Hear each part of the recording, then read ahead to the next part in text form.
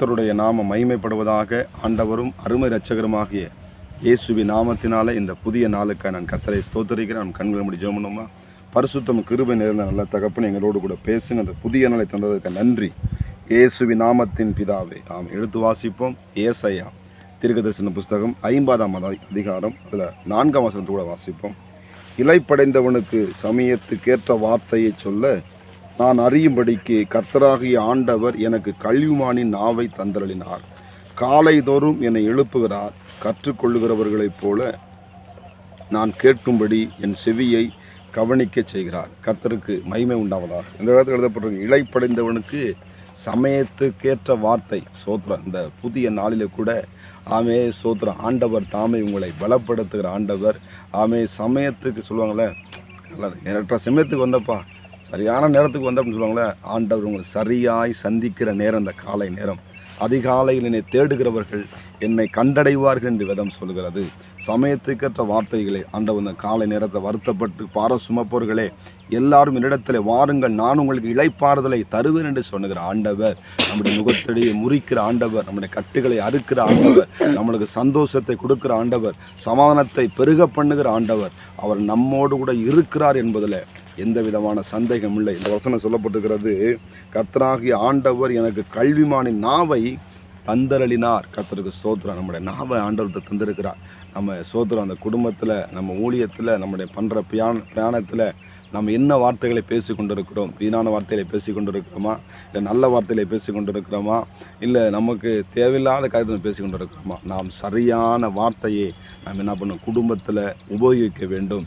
ஆமே சோதர ஊழியத்தில் உபயோகிக்க வேண்டும். நம்ம அந்த வார்த்தையை சொல்லுது, அந்த வார்த்தை நாம் சரியாய் பேசும்பொழுது அந்த கனிகளை என்ன பண்ணுவாங்களாம்? அவன் சாப்பிட்டு திருப்தி அடைவான்னு எழுதப்பட்டிருக்கிறது. அருமையான தேவ பிள்ளைகளை, கர்த்தர் நமக்கு நாவை கொடுத்திருக்கிறார். அந்த கல்விமான் நாவை கொடுத்திருக்கிறார். நம் ஆண்டவராகிய தேவனை, இந்த வாயினாலே தேவனை நாம் பாடும் பொழுது, துதிக்கும் பொழுது, கர்த்தரை நான் எக்காலத்திலும் துதிப்பே. என் வாயில் அவர் எப்போது என்ன பண்ணுவேன்?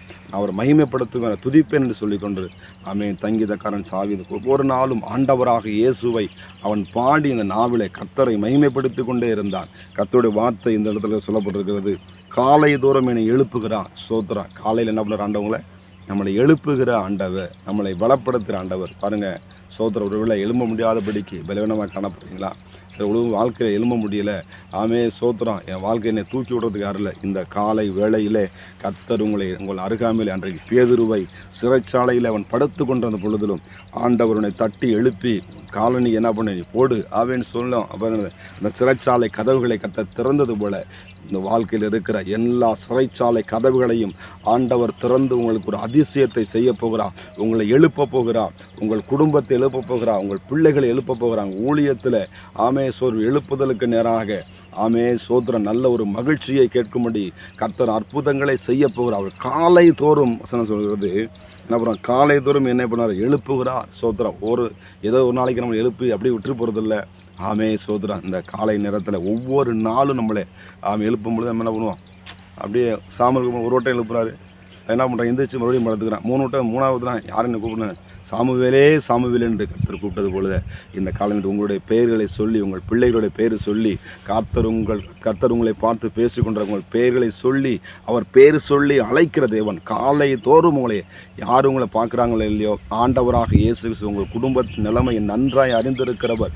ஏற்ற வார்த்தையில் சொல்லப்பட்ட வார்த்தைகள் ஆவே சோத்திரம் உங்களுக்கு ஆசீர்வாதமாக இருக்கும். தேவ பிள்ளைகளை, நீங்கள் செலுத்திருப்பீங்க, நீங்கள் வாழ்ந்திருப்பீங்க, நீங்கள் மேன்மை அடைவீங்க.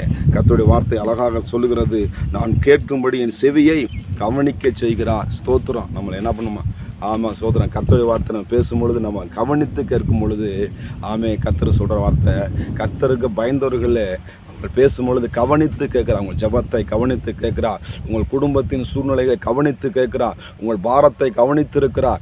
நிச்சயமாக ஒரு அற்புதத்தை தேவன் செய்வார். அன்னாருடைய கண்ணீரை கண்டவர் உங்களுடைய கண்ணீரை பார்த்து அற்புதங்களை செய்கிற கர்த்தருடைய வல்லமை இந்த கால நேரத்தில் உங்களை எழுப்பி, உங்களை பலப்படுத்தி, உங்களை உற்சாகப்படுத்துகிற தேவனுடைய வல்லமை இந்த கால நேரத்தில் உங்களை நிரப்புவதாக. கர்த்தர் உங்களை ஆசீர்வதிப்பாராக. நம்ம ஜெபம் பண்ணுவோமா? பரிசுத்தம் கிருபை நிறைந்த நல்ல தகப்பனை ஏற்ற வார்த்தை சொல்லப்பட்ட வார்த்தைகள் அநேக ஆண்டவரே சோத்திரமப்பா சோர்ந்து பேர் காணப்படுகிற பிள்ளைகள் வாழ்க்கையில் ஆமே சோதரம் சொல்லப்பட்ட அந்த ஏற்ற நேரத்தில் சொல்லப்படுகிற ஏற்ற நேரத்தில் அந்த சுகம் ஆண்டவர் ஏற்ற நேரத்தில் அந்த திருமண காரியங்கள் ஏற்ற நேரத்தில் அந்த பிள்ளை பாக்கியம் ஏற்ற நேரத்தில் அந்த கடன் அடைக்கக்கூடிய ஆண்டவரே அந்த கிருபையை ஆண்டவர் ஏற்ற நேரத்தில் ஆண்டவரே சோத்திரம் காரியங்களை கத்தர் கைகுடி வர பண்ணுகிறார். நம்முடைய பிள்ளையோட வாழ்க்கையில் அற்புதங்களை செய்ய முடியாது ஜெபிக்கிறேன் இயேசுவின் நாமத்தின் பிதாவே ஆமென். கார்போசி கர்த்தர் உங்களை ஆசீர்வதிப்பாராக.